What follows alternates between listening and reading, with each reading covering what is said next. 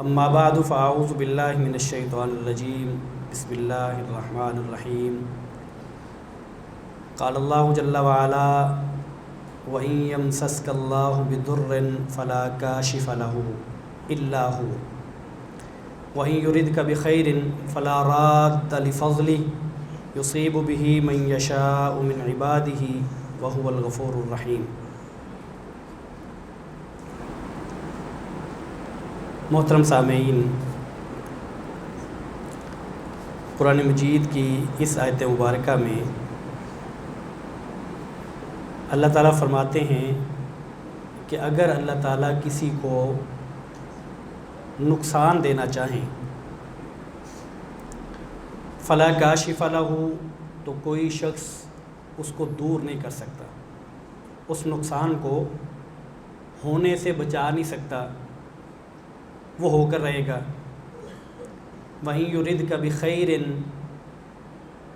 اور اگر اللہ تعالیٰ تیرے ساتھ بھلائی کا ارادہ کرے، اچھائی اور خیر پہنچانا چاہیں، فلا راد لفضلہ، تو کسی ہستی میں، کسی ذات میں یہ طاقت نہیں ہے کہ وہ اس کو روک لے۔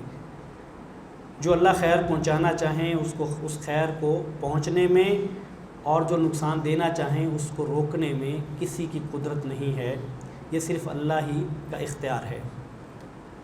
یصیب بہ من یشاء من عبادہ، اور وہ خیر اپنے بندوں میں سے جس کو چاہتا ہے اس کو پہنچاتا ہے۔ وہو الغفور الرحیم، وہ انتہائی بخشنے والا اور رحم کرنے والا ہے۔ قرآن مجید کی ایک دوسری آیت مبارکہ، اس میں اللہ تعالیٰ فرماتے ہیں کہ ما اصابک من حسنۃ فمن اللہ، جو اچھی چیز، جو اچھائی پہنچتی ہے تمہیں وہ اللہ کی طرف سے ہے۔ وما اصابک من سیئۃ فمن نفسک، اور جو برائی پہنچتی ہے، جو نقصان ہوتا ہے، وہ تمہارے اعمال کا نتیجہ ہے۔ ایک تیسری آیت مبارکہ میں اللہ تعالیٰ فرماتے ہیں وما اصابکم من مصیبۃ فبما کسبت ایدیکم ویعفو عن کثیر، جو تمہیں مصیبتیں پہنچتی ہیں یہ تمہارے اعمال کا کیا دھرا ہے، یہ تمہارے اپنے اعمال کا، بدعمالیوں کا نتیجہ ہے۔ ویعفو عن کثیر، اور بہت سی بدعمالیاں تو ایسی ہیں کہ اس کی وجہ سے مصیبتیں نہیں پہنچتی، اللہ ویسے ہی معاف کر دیتے ہیں۔ بعض بدعمالیوں کی وجہ سے مصیبتیں آ جاتی ہیں، اور بہت ساری ایسی ہیں جن سے اللہ تعالیٰ درگزر فرماتے ہیں، ان کی وجہ سے مصیبتیں بنتی تھیں لیکن نہیں آتی، اللہ تعالیٰ درگزر فرماتے ہیں۔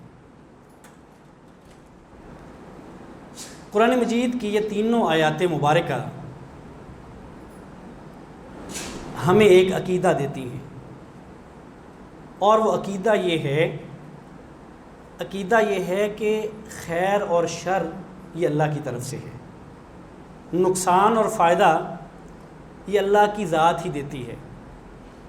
فائدہ ہو تو بھی وہ ذات دیتی ہے، نقصان پہنچے تو بھی اس ذات کی طرف سے ہے۔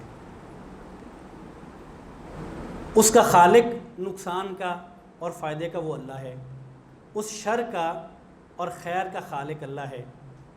یہ جو نقصان پہنچتا ہے یہ اللہ کی مرضی کے بغیر نہیں پہنچتا، لیکن اس کا سبب و نتیجہ ہمارے اعمال ہیں۔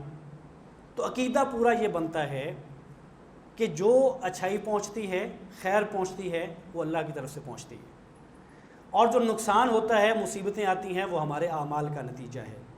خیر پہنچے یا مصیبتیں آئیں، دونوں اللہ کی مرضی کے بغیر نہیں آ سکتی۔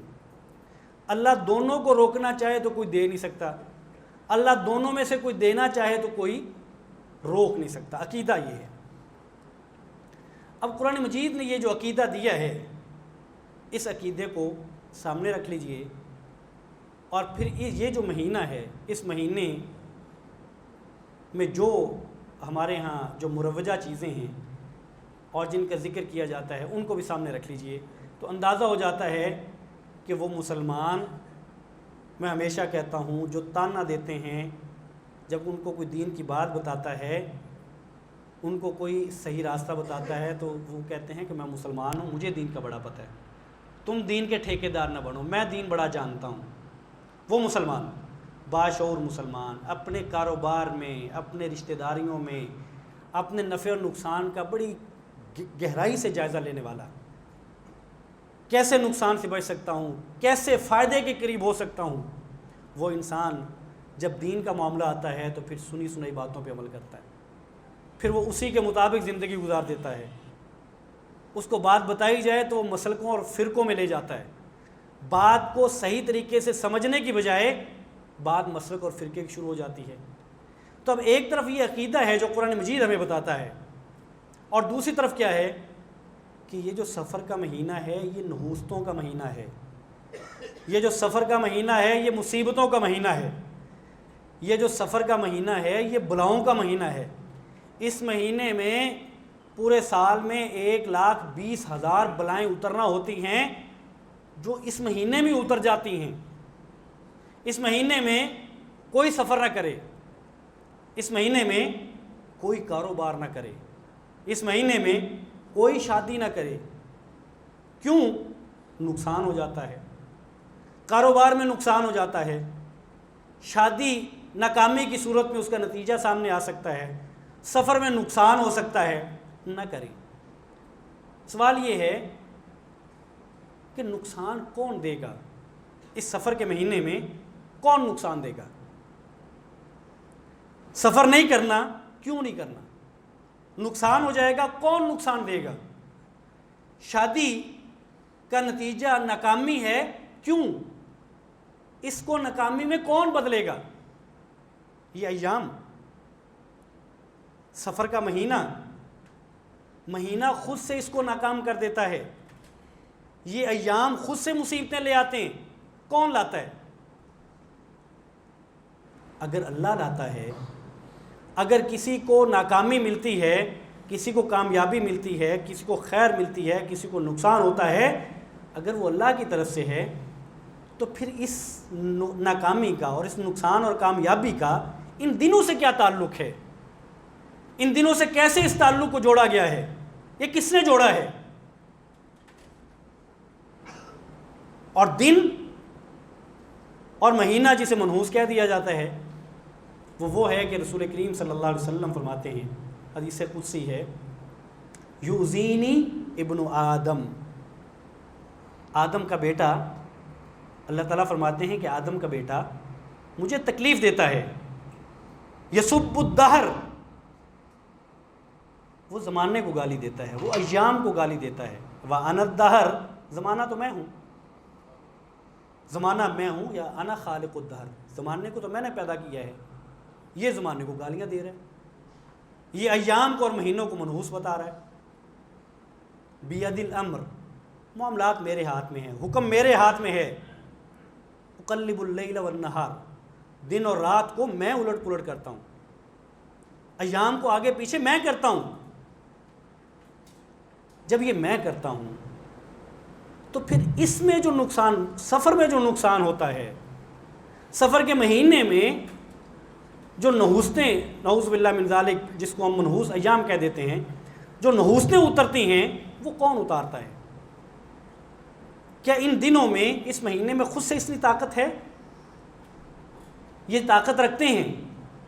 اگر نہیں ہے، اگر یہ ایام اور یہ مہینہ یہ طاقت نہیں رکھتا تو پھر سوال یہ ہے کہ مصیبتیں جو آتی ہیں وہ تو باقی ایام میں بھی آ سکتی ہیں، وہ تو باقی مہینوں میں بھی آ سکتی ہیں، اور خیر باقی مہینوں میں آ سکتی ہے تو اس مہینے میں بھی آ سکتی ہے۔ یہ حق کس کو ملا ہے کہ جس نے اس مہینے کو اور ان ایام کو خاص کر دیا ہے کہ اس میں خیر نہیں آئے گی، اس میں فائدے نہیں ملیں گے بلکہ نقصان ہوں گے۔ یہ کس نے کیا ہے؟ تو سن لیجئے، عقیدہ درست کر لیجئے کہ ہمارے ہاں دین کے نام پہ 1 2 4 چیزیں نہیں، 20 سینکڑوں چیزیں ایسی ہیں جو برصغیر پاک و ہند سے آئیں، اور برصغیر پاک و ہند میں کہاں سے آئیں؟ اس کا تعلق اس زمانے کے ساتھ ہے، زمانہ جاہلیت، جو آپ صلی اللہ علیہ وسلم کا زمانہ ہے۔ اب یہ جو سفر کا مہینہ ہے اور اس کے بارے میں یہ جو عقیدہ اور تاثر ہے، اس کے بارے میں سنیے کہ یہ کیوں ہے۔ یہ عقیدہ آپ صلی اللہ علیہ وسلم کے زمانے میں بھی تھا. اس زمانے میں بھی لوگ سفر کے مہینے کو منحوس سمجھتے تھے، اور اس میں یہی عقیدہ تھا کہ اس مہینے میں مصیبتیں آتی ہیں. اب آپ اندازہ کرتے جائیے کہ یہ عقیدہ موجود تھا، اور کن کا تھا؟ صحابہ کرام کا؟ نہیں. نبی کریم صلی اللہ علیہ وسلم نے سکھایا تھا؟ نہیں. یہ مشرکین مکہ کا تھا. عقیدہ کیا تھا؟ کہ اس مہینے میں بڑی مصیبتیں آتی ہیں. تو سوال یہ کہ کیا آتی ہوں گی؟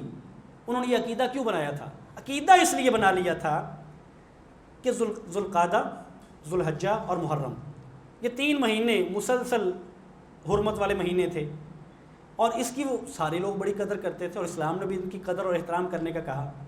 یہ بڑی قدر کرتے تھے، اور جو ان کی جاہلی لڑائیاں تھیں جو کئی صدیاں سال ہا سال چلتی رہتی تھیں، وہ ان مہینوں میں روک دیتے تھے.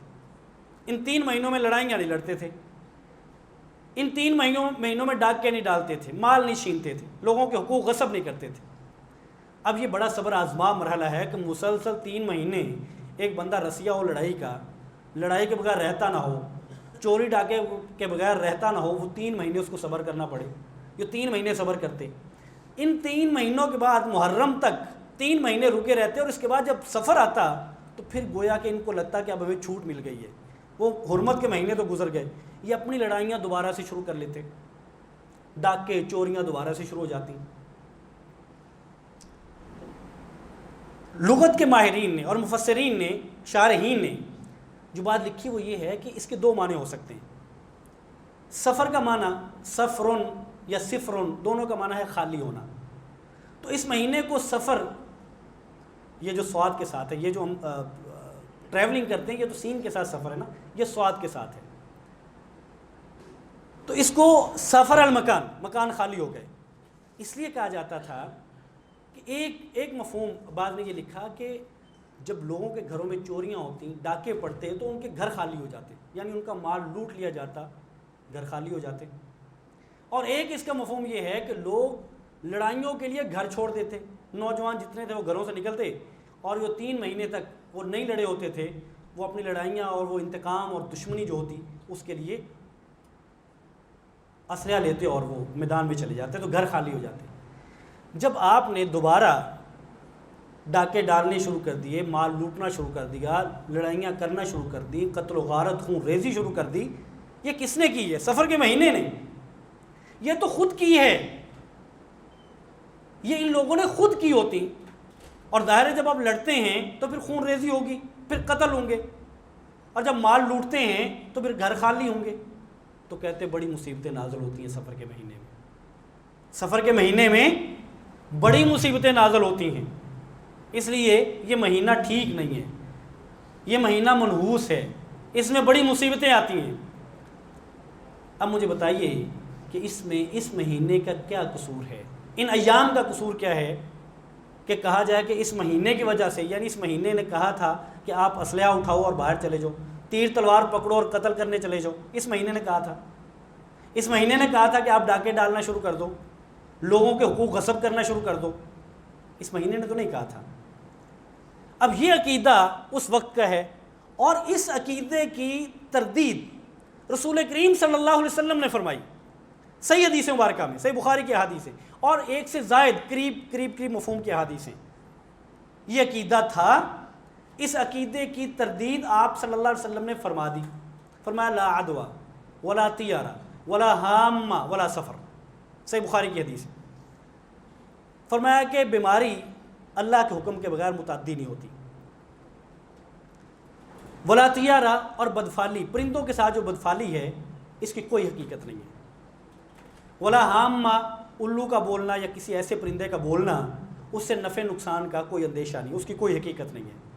ولا سفر، اور سفر کے مہینے کو منحوس جاننا، اس کی کوئی حقیقت نہیں ہے. اب آپ اندازہ کیجئے کہ عقیدہ جاہلیت کا ہے، مشرکین مکہ کا ہے. تردید فرما رہے ہیں آپ صلی اللہ علیہ وسلم، میرے اور آپ کے نبی، اور وہ نبی جن کی بات ہمارے لیے دین بنتی ہے. تو دین ہمارے لیے نبی کریم صلی اللہ علیہ وسلم کی بات ہے کے سفر منحوس نہیں ہے. ہمارے لیے مشرکین مکہ کی بات دین نہیں ہے، ان کا عقیدہ تو دین نہیں ہے. دین تو نبی کریم کی بات ہے صلی اللہ علیہ وسلم. عقیدہ ان کا تھا، رد نبی کریم صلی اللہ علیہ وسلم نے فرمایا، تردید فرمائی. لیکن اندازہ کیجئے کہ آج کا مسلمان اس سفر کے مہینے کو مسلمان ہوتے ہوئے، اسلام کا دعویٰ کرتے ہوئے اسی طرح اپنائے ہوئے. کاروبار نہیں کرتا، کاروبار نہیں کرتا، شادیاں نہیں کرتا. بھئی دلیل کیا ہے؟ کس نے کہا ہے؟ کون کہتا ہے؟ کس کی یہ حیثیت ہے کہ نبی کریم فرمائیں کہ لا سفر، سفر میں نحوست کا کوئی تصور نہیں ہے، اور وہ کہ نہیں منحوس ہوتا ہے، اور وہ اس کو دین کے نام پہ پیش کریں اور لوگ اس کو دین سمجھ کے اس پہ عمل کریں اور عقیدہ بنا لیں. تو اس مہینے کی یہ بدفعلی ہے ایک طرح سے، یعنی اس مہینے اور ایام کو آپ چیزوں کے ساتھ خاص کر دیتے ہیں. بدفعلی آپ کسی بھی چیز کی لے لیں، کوئی بھی لے لیں، پرندوں سے لے لیں، جیسے حدیث مبارکہ میں آتا ہے، یعنی آپ پرندوں سے لے لیں اور مسلمان لے رہے ہیں. اور میں جن کی بات کر رہا ہوں وہ دور کے مسلمان، میں کوئی افغانستان، کوئی عرب ممالک کی بات نہیں کر رہا، اسی پاکستان کے مسلمانوں کی بات کر رہا ہوں. بدفعلی لیتے ہیں پرندوں سے. پرندے بتاتے ہیں کہ تمہارا آنے والا وقت کیسا ہوگا، پرندے بتاتے ہیں کہ تمہاری مقدر میں کیا لکھا ہے، پرندے بتاتے ہیں کہ تمہارا نقصان ہوگا کہ فائدہ ہوگا. اور وہ پرندے کون سے پرندے ہیں؟ وہ پرندہ وہ ہے، ایک شخص پرندہ لے کے بیٹھا ہے فٹ پاتھ پہ، اور اس نے 15-20 پرچیاں رکھی ہیں جس میں سارے مسلمانوں کی قسمت کا حال ہے. وہ اس پرندے کو چھوڑتا ہے، وہ ایک پکڑ کے لے آتا ہے، اور یہ گویا کہ یہ 10 روپے 20 لے کے اس کو اس کی تقدیر بتاتا ہے. اس کو چھوڑ دیں، بتانے والے کو، پرندہ رکھنے والے کو چھوڑ دیں. آپ تو باشعور ہیں میرے بھائی، آپ تو تعلیم یافتہ خود کو کہتے ہیں، آپ تو بڑے سمجھدار ہیں. آپ بھی اس پرندے سے جو خود قید میں ہے، جس کو خود آزادی میسر نہیں، جو اس بیچارے کے ہاتھوں قید ہے، یہ اڑ نہیں سکتا، اس کے پر کاٹے ہوئے ہیں، یہ پرندہ آپ اور مجھے بتاتا ہے کہ میری اور آپ کی تقدیر کیا ہے، میرا اور آپ کا نفع اور نقصان کیا ہے. ہم بدفعلی لیتے ہیں، ہم ستاروں سے پوچھتے ہیں. اور یہ ستاروں کا پوچھنا، اس میں تو ممکن ہے کہ ہم میں سے بہت سارے لوگ کہیں کہ نہیں ہم تو پرندوں کے پاس نہیں جاتے. یہ جو ستارے ہیں، یہ ہم میں سے بہت سارے لوگوں کو ان کے نام آتے ہیں، میرا فلاں ستارہ ہے، میرا فلاں ستارہ ہے، میرا فلاں ہے، میرا فلاں ہے. یہ ستارے کیا ہیں؟ کبھی غور کریں، سوچیں، یہ ستارے کیا ہیں؟ یہ بات کس نے بتائی کہ ستارے آپ کو آپ کا مستقبل بتاتے ہیں؟ یہ جو نجومی ہیں، اور نجومیوں کی جو پرانی شکل ہے وہ تو تھی دکانوں میں، نئی شکل ہے ٹی وی شوز میں. ٹی وی شوز میں آتے ہیں نجومی، بیٹھے ہوتے ہیں، بڑے بڑے معزز ہیں، اور بڑے احترام سے لوگ ان سے سوال کرتے ہیں، فون لائن پہ بھی کرتے ہیں، میزبان بیٹھے ہوئے ہیں وہ بھی پوچھتے ہیں. حتیٰ کہ جو ریاست کے امور ہیں، کون وزیر اعظم بنے گا، کون نہیں بنے گا، کس کی شادی کامیاب ہوگی، کس کی ناکام ہوگی، کھیل میں کون جیتے گا، پاکستان جیتے گا کہ انڈیا جیتے، کون جیتے گا، یہ بتاتے ہیں. کس نے ان کو کس نے بتایا ہے؟ کیسے جانتے ہیں؟ یہ رسول کریم صلی اللہ علیہ وسلم، صحابہ کرام کہتے ہیں کہ آپ صلی اللہ علیہ وسلم نے ایک دفعہ میں فرمایا، صلح حدیبیہ سے واپسی کے راستے پر بارش ہوئی، تو آپ صلی اللہ علیہ وسلم نے فرمایا کہ میرے صحابہ، آپ کو معلوم ہے کہ اللہ تعالیٰ کیا فرماتے ہیں؟ صحابہ کرام کہتے ہیں کہ یا رسول اللہ آپ کو ہی معلوم ہے، آپ بتا دیجئے. آپ نے فرمایا کہ اللہ تعالیٰ فرماتے ہیں کہ کچھ لوگ صبح کرتے ہیں اس حالت میں کہ وہ میرے ساتھ ایمان رکھتے ہیں، اور کچھ لوگ صبح کرتے ہیں اس حالت میں کہ وہ میرے ساتھ کفر کر چکے ہوتے ہیں، کافر ہو چکے ہوتے ہیں. فرمایا جس نے تو صبح کی اور اس نے کہا کہ یہ بارش اللہ نے برسائی ہے، اللہ کی طرف سے ہے، اس نے ایمان رکھا ہے. اور جس نے کہا کہ یہ بارش فلاں فلاں ستارے کی وجہ سے آئی ہے، اس نے کفر کر دیا ہے. یہ معمولی بات تھوڑی ہے، یہ معمولی ہے. سٹارز ہیں ہمارے ستارے ہیں، ہم اس کو بات ہی نہیں سمجھتے، ہم اس کو عقیدہ ہی نہیں سمجھتے ہیں. ہم مسلمان تو باہر صورت بدفعلی کی جتنی صورتیں ہیں، جتنی شکلیں، اور یہ تو ہیں جو باقاعدہ جایا جاتا ہے، بعض ایسی ہیں کہ جو ہم جاتے جاتے کر جاتے ہیں، جاتے جاتے، اور ہمارے روزمرہ کی گفتگو میں شامل ہے، روزمرہ کے اعمال میں شامل ہے۔ وہ کیا ہے؟ اگر کسی شخص کو دن میں اچھا منافع نہیں ملا تو وہ یہ سوچتا ہے کہ آج سب سے پہلے صبح مجھے کون ملا تھا، کون منحوس میرے متھے لگا تھا، نعوذ باللہ من ذالک۔ یہاں ہم اس آدمی کو منحوس کہہ دیتے ہیں جو سب سے پہلے جس سے ملاقات ہوئی ہے۔ ہماری حالت یہ ہے کہ صبح ایک شخص آتا ہے دکان پہ، اور یہ ہم میں سے بہت سارے لوگ کرتے ہیں، دکان پہ آتا ہے چیز خریدنے کے لیے، ادھار لے جاتا ہوتا ہے، آج لینے آیا ہے، یہ کہہ رہا ہے یار ابھی نہ ہو، بعد میں آنا، پہلے میں بیچ لوں، پہلے آدمی ہو، پہلے ادھار دے دوں گا تو سارا دن ادھار ہی چلتا رہے گا۔ یہ کس نے کہا ہے؟ یہ بات کس نے کہی ہے کہ تم پہلے گاہک ہو، تمہیں میں گھاٹے میں بھی چیز دے دیتا ہوں، اس لیے کہ تمہیں موڑ دیا تو سارا دن گاہک مڑتے رہیں گے؟ یہ بات کس نے بتائی ہے؟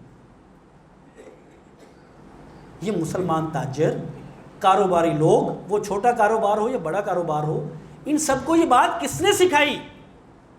یہ کس نے کہا؟ یہ عقیدہ کیسے بنا؟ رسول کریم صلی اللہ علیہ وسلم نے تو یہ بات نہیں سکھائی، بالکل نہیں فرمائی۔ اور ان کا تعلق، ان ساری چیزوں کا تعلق تو غیب کے ساتھ ہے کہ گاہک آئے گا کہ نہیں آئے گا، مستقبل کے ساتھ ہے۔ ادھار والے آئیں گے یا نقد والے آئیں گے، آپ کو تو اگلے سارے دن کا نہیں پتا۔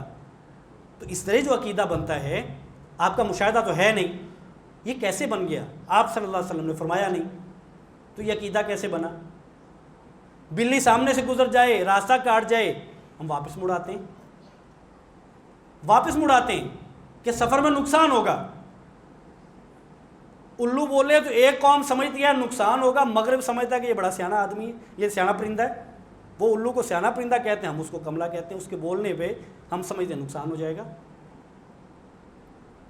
یا ہتھیلی میں کھجلی ہو تو ہم کہتے ہیں مال آنے والا ہے۔ یہ عقیدے کہاں سے بنے؟ یعنی یہ میری اور آپ کی بات ہے، یہ عقیدے کیسے بنے ہیں؟ منڈھیر پہ کوا آئے تو مہمان آتا ہے، یہ کس نے بتایا ہے؟ تو حضرات گرامی قدر، بات یہ ہے کہ میرا اور آپ کا دین، جس دین کے میں اور آپ دعوے دار ہیں، وہ اللہ اور اس کے رسول کی بات کا نام ہے، صلی اللہ علیہ وسلم۔ اللہ اور اس کے رسول کی بات کے علاوہ جو بھی بات ہو، جتنے بھی سیانے آدمی کی ہو، اگر وہ ان باتوں کی مخالفت کر رہی ہے، پوری امت کا اس پہ اجماع ہو جائے، ساری امت کے علماء اکٹھے ہو جائیں، بزرگ اور فقہاء اکٹھے ہو جائیں، اور ایک طرف آپ صلی اللہ علیہ وسلم کی صحیح حدیث مبارکہ ہو، تو یہ سارے اجماع اور اجتماع کا کوئی حیثیت نہیں ہے، اس سارے عقیدے کی کوئی حیثیت نہیں ہے، بجائے اس کے کہ میں نے بات سنی اور میں نے عقیدہ بنا لیا، میں نے امی ابا سے سنی، میں نے عقیدہ بنا لیا، میں نے اپنے دوستوں سے دکانداری کرتے ہوئے ایک بات سنی تو میں نے بھی کہنا شروع کر دی۔ تو اس سفر کے مہینے میں، یہ سفر کا مہینہ منحوس نہیں ہے۔ اس سفر کے مہینے میں ایک تو آپ صلی اللہ علیہ وسلم کی حدیث مبارکہ جو میں نے آپ کے سامنے پیش کی کہ سفر میں نحوست کا کوئی تصور نہیں ہے، اور پھر آپ صلی اللہ علیہ وسلم نے اس سفر کے مہینے میں بہت سارے قافلوں کو بھیجا ہے، اسفار کیے ہیں، خود کیے ہیں۔ غزوہ ودان جو ہے وہ آپ صلی اللہ علیہ وسلم نے ہجرت کے بعد جو سب سے پہلا غزوہ تھا، جس میں آپ صلی اللہ علیہ وسلم، ظاہر غزوہ وہ ہوتا ہے جس میں آپ خود شریک ہوتے ہیں، وہ سفر کے مہینے میں ہوا، تو آپ صلی اللہ علیہ وسلم تو نہیں رکے کہ نقصان ہو سکتا ہے، سفر نہیں کرنا، فائدہ نہیں ہوگا۔ سفر میں شادیاں ہوئی ہیں، خوشیاں ہوئی ہیں، ساری چیزیں، اس لیے یہ تصور ٹھیک نہیں ہے، اور اس تصور کو لے کے چلنا، یہ بدفعلی لینا اور اس طرح کے عقیدے بنانا، یہ شرک ہے۔ اور میں نے جو آیات آپ کے سامنے تلاوت کی وہ اسی عقیدے کو بتانے والی ہیں، اور اس میں آپ صلی اللہ علیہ وسلم، اللہ تعالیٰ کا یہ فرمان، قُلْ لَن يُصِيبَنَا إِلَّا مَا كَتَبَ اللَّهُ لَنَا، کہ ہمیں جو ہمارے مقدر میں اللہ نے لکھ دیا ہے، جو ہمارا اللہ نے لکھا ہے، ہمیں اس کے علاوہ کوئی نقصان نہیں پہنچ سکتا۔ هُوَ مَوْلَانَا وَعَلَى اللَّهِ فَلْيَتَوَكَّلِ الْمُؤْمِنُونَ، وہ ہمارا مولا ہے. اور مومنوں کو تو اس اللہ پر ہی توکل کرنا چاہیے. مومن ہو اور عقیدے میں پرندہ آ جائے, مومن ہو اور بیچ میں ایام آ جائیں, بیچ میں مہینے آ جائیں, مومن ہو بیچ میں انگوٹھی آ جائے, بیچ میں بلی آ جائے, بیچ میں الو آ جائے, یہ مومن ہے اور یہ مومن کا عقیدہ ہے. اور آپ صلی اللہ علیہ وسلم فرماتے ہیں الطیرۃ شرک, بدفعلی لینا یہ شرک ہے. 3 دفعہ آپ صلی اللہ علیہ وسلم نے فرمایا. اور پھر فرمایا وما منا الا ولکن اللہ یذہبہ بالتوکل, کہ اگر کسی کے دل میں یہ بات آ سکتی ہے, کوئی چیز, کوئی انہونی بات سنی, انہونی آواز سنی, آ جاتی ہے, لیکن اگر دل میں بات آ بھی جائے تو اللہ پر جو انسان کا بھروسہ, اعتماد اور توکل ہوتا ہے, اس کی وجہ سے یہ بھی دل سے نکل جاتی ہے, بجائے اس کے کہ وہ دل میں ایسی آئے کہ وہ عقیدہ بن جائے. اور آپ صلی اللہ علیہ وسلم فرماتے ہیں من ردت الطیرۃ من حاجۃ فقد اشرک, کہ جس شخص کو بدفعلی نے کسی کام کرنے سے روک دیا, وہ کام کرنے جا رہا تھا, بلی گزر گئی, یہ واپس آ گیا, کام سے رک گیا, نہیں میں نے سفر نہیں کرنا. یہ کام کرنے جا رہا تھا, سفر کا مہینہ آ گیا, نہیں میں نے نہیں کرنا. یہ شادی بچوں کی کرنے جا رہا تھا, محرم کا مہینہ آ گیا, نہیں میں نے نہیں کرنا. اگر کسی شخص نے, وہ پرندوں کے ساتھ ہو, وہ ایام کے ساتھ ہو, وہ پتھر کے ساتھ ہو, کسی بھی چیز کے ساتھ بدفعلی ہے, اگر اس نے لی, آپ صلی اللہ علیہ وسلم فرماتے ہیں کہ اگر کسی کو کسی کی حاجت سے بدفعلی نے واپس لوٹا دیا فقد اشرک, تو اس آدمی نے شرک کیا ہے. صحابہ کہتے ہیں قالوا یا رسول اللہ, اے اللہ کے رسول, ما کفارۃ ذالک, اگر کوئی شخص ایسے کر بیٹھے تو اس کا کفارہ کیا ہے؟ آپ صلی اللہ علیہ وسلم فرماتے ہیں کہ وہ کہے اللہم لا خیر الا خیرک. اب وہ کفارہ سنیے, اللہم لا خیر الا خیرک, اے اللہ بھلائی تیرے پاس سے ہی آتی ہے, بھلائی اور کہیں سے نہیں آتی. اس نے تو کہا تھا نا کہ یہ چیز ہوگی تو نقصان ہو جائے گا, یہ ہوگی تو فائدہ ہو جائے گا. کفارہ کیا ہے؟ اللہم لا خیر الا خیرک ولا طیر الا طیرک. اور جو فال ہے یہ بھی تیرے ہی پاس سے ہے, پرندوں سے نہیں ہے, باقی چیزوں سے نہیں ہے. جو تیرا فیصلہ ہے وہی فال ہے.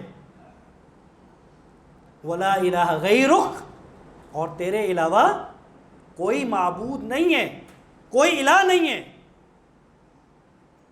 اور یہ عقیدہ بنانا, ان چیزوں کو مؤثر سمجھنا کہ یہ نقصان دے سکتی ہیں, سفر کا مہینہ نقصان دے سکتا ہے, یہ ایام دے سکتے ہیں, فلاں پرندہ دے سکتا ہے, یہ گویا کہ اللہ کے الہ ہونے میں اللہ کو کامل طور پر الہ نہ ماننے والی بات ہے, اور یہ شرک ہے. اللہ پر عدم توکل ہے, اللہ پر عدم اعتماد ہے.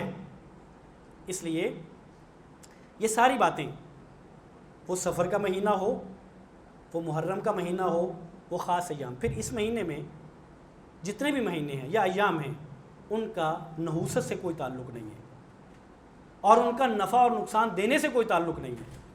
نفع اور نقصان میرے اور آپ کے اعمال سے ہے. اور پھر اس مہینے میں خاص طور پہ جو اس کا آخری بدھ ہے, ایک تو پہلے 13 ایام کو لوگ سمجھتے ہیں کہ یہ بڑے خطرناک ہیں, اور جو آخری بدھ ہے اس کو بھی ایک عقیدے کے طور پہ لیا جاتا ہے کہ اس آخری بدھ میں آپ صلی اللہ علیہ وسلم کو اللہ تعالیٰ نے بیماری سے شفا دی تھی. تو بعض لوگ روزہ رکھ لیتے ہیں, بعض لوگ نماز ایک خاص طریقے سے ادا کرتے ہیں, بعض لوگ چیزیں بانٹتے ہیں, میٹھی چیزیں بنا کے بانٹتے ہیں. تو اس کا بھی کوئی تعلق نہیں ہے, یہ بات بھی درست نہیں ہے. اور یہ بات جس عقیدے پر اس کی بنیاد ہے, جس عمل پر بنیاد ہے, وہ بات ہی درست نہیں ہے. آپ صلی اللہ علیہ وسلم سفر کے آخری بدھ کو آپ شفا یاب نہیں ہوئے, بلکہ ان ایام میں آپ کو وہ بیماری اور وہ آغاز ہوا اس بیماری کا جس سے آپ صلی اللہ علیہ وسلم اس دنیا سے چلے گئے, اس کا آغاز ہوا ہے. شفا کب ملی ہے؟ اس سے اگلا مہینہ ربیع الاول کا ہے, اور ربیع الاول میں تو آپ صلی اللہ علیہ وسلم اس دنیا میں نہیں رہے. تو اس لیے یہ بات, یہ سنی سنائی باتیں, سفر کے مہینوں اور ایام کی نحوست کی بات ہو یا اس طرح کی جتنی باتیں ہیں, جب تک آپ صلی اللہ علیہ وسلم کا فرمان موجود نہ ہو, جب تک قرآن مجید میں اللہ تعالیٰ اور آپ صلی اللہ علیہ وسلم کی احادیث موجود نہ ہوں, ہم عقیدہ بنا نہیں سکتے. وہ دین ہمارے لیے ہے نہیں. اور ایک روایت جو لوگ سوشل میڈیا پہ بھی اس کو وائرل کرتے ہیں, اور وہ یہ ہے کہ من بشرنی بخروج السفر بشرتہ بالجنہ, کہ جو بندہ مجھے سفر کے مہینے کے جانے کی خوشخبری دے، میں اس کو جنت کی خوشخبری دیتا ہوں۔ تو یہ بات سن لیجئے، یہ روایت ضعیف نہیں ہے۔ ایک ہوتی ضعیف، اس میں کمزوری ہے، بیان کرنے والا جو راوی ہے اس کے حافظے کی کمزوری ہو سکتی ہے، اس کی عدالت کی کمزوری ہو سکتی ہے، یہ نہیں ہے، یہ موضوع ہے، موضوع روایت ہے، ضعیف نہیں ہے۔ موضوع کس کو کہتے ہیں؟ لا اصل لہ، جس کی اصل ہی نہیں ہے، جو من گھڑت ہے، جو بنا لی گئی، اور محدثین نے اس کی وضاحت کر دی کہ ان الفاظ کی، اس معنی کی کوئی حدیث نہیں ہے۔ اب ایک من گھڑت روایت، موضوع روایت، جس کی کوئی اصل نہیں ہے، جس کی کوئی بنیاد نہیں ہے، اگر وہ لوگ اس کو بنیاد بنا کے دین بنا لیں اور وہ سوشل میڈیا سے اس کو بھیجنا شروع کر دیں، لوگوں کو میسج کریں تاکہ جنت کی خوشخبری مل جائے، تو اس کو پھیلانا بھی اگر کوئی شخص جانتا ہے تو اس کے لیے گناہ ہے، اور یہ جاننا چاہیے۔ حدیث کو اس طرح آگے پھیلانا درست نہیں ہے، جاننا چاہیے کہ یہ حدیث درست ہے کہ نہیں ہے، اپنی سند کے اعتبار سے یہ بات ٹھیک ہے کہ نہیں ٹھیک۔ بلا وجہ کہ ایک شخص نے ایک اشتہار بھیج دیا، اس نے کہا کہ ایک بزرگ کو خواب آیا تھا وہاں حرم میں، تو اس بزرگ نے یہ بتایا مجھے خواب میں پتہ چلا کہ فلاں وقت قیامت آنے والی ہے، اور پھر نیچے ایک پیرا لکھ دیا کہ جو اس کو آگے پرنٹ کروا کے تقسیم کرے گا اس کو فلاں فلاں فلاں فائدے ہو جائیں گے، اور جو انکار کرے گا اس کی جان جا سکتی ہے، اس کو نقصان ہوگا۔ اور مسلمان پرنٹ کر کر کے بیچ رہے ہیں، تقسیم کر رہے ہیں، نقصان نہ ہو جائے۔ اب مجھے بتائیے کہ ایسی بات ہو جس کا نہ عطا نہ پتہ، جس کی نہ کوئی بنیاد، کون بزرگ تھے جن کو خواب آیا؟ اور اگر کسی بزرگ کو خواب آیا، بھلے وہ حرم میں آیا، تو اس بات کی کیا دلیل ہے کہ وہ خواب سچا ہے؟ اور اس بزرگ نے خواب میں جو بات بتائی کہ فلاں وقت میں قیامت آنے والی ہے، یہ بات تو قرآن مجید کے خلاف جاتی ہے۔ قرآن کہتا ہے کسی کو نہیں پتہ قیامت کب آنے والی ہے۔ اچھا، پھر وہ یہ بات آگے کس نے بتا دی کہ یہ بزرگ کی بات کو اگر آپ آگے نہ پرنٹ کروائیں تو نقصان ہو جاتا ہے، یہ کس نے بتایا؟ اور کروا دے تو فائدہ ہوگا، یہ کس نے بتایا؟ میں آپ سے کہوں کہ میں آپ کا پیش امام ہوں، میری بات کو آپ اشتہار لگوا دیں، آپ کو بڑی نیکیاں ملیں گی، تو بھی کیسے ملیں گی؟ میری بات تو میری بات ہے، میری بات سے آپ کو نیکیاں کیسے ملیں گی؟ یہ بات ہے، آپ صلی اللہ علیہ وسلم کی احادیث کی ترویج کریں، نیکیاں ملیں گی، قرآن مجید کی اشاعت کریں، نیکیاں ملیں گی۔ ایک بات جس کا کوئی سر پیر نہ ہو، اس پہ مسلمان اس پہ بھی یقین کر لیتے ہیں۔ تو مسلمانوں کو باشعور ہونا ہے، اگر اسلام کا دعویٰ ہے تو اسلام کو جاننا ہے۔ اگر کوئی شخص کوئی بات کہتا ہے تو اس سے یہ بات مانگنی ہے کہ یہ کہاں سے کہہ رہے ہو، کہ آپ صلی اللہ علیہ وسلم کی حدیث مبارکہ ہے، کوئی دلیل ہے، مان لیں، دلیل ہے تو مان لیں یہی دین ہے، نہیں ہے تو چھوڑ دیں یہی دین ہے۔ اللہ تعالیٰ مجھے اور آپ کو اسی طرح کا دین اپنانے کی توفیق عطا فرمائے، جس میں حدیث کو دیکھ کے، حدیث کو مان کے، حدیث کو سن کے، حدیث کو پڑھ کے اور اس کو پرکھ کے ہم اپنائیں اور اس کو آگے پھیلائیں۔ بلا وجہ جو باتیں بے سروپا ہیں، جن کی کوئی بنیاد نہیں ہے، ان کا عقیدہ جو زمانہ جاہلیت کا چلا آ رہا ہو اور جس کی نبی کریم صلی اللہ علیہ وسلم نے تردید کر دی ہو، اس کو پھر مسلمان اپنا لیں، تو یہ ایمان نہیں ہے۔ وآخر دعوانا الحمدللہ رب العالمین۔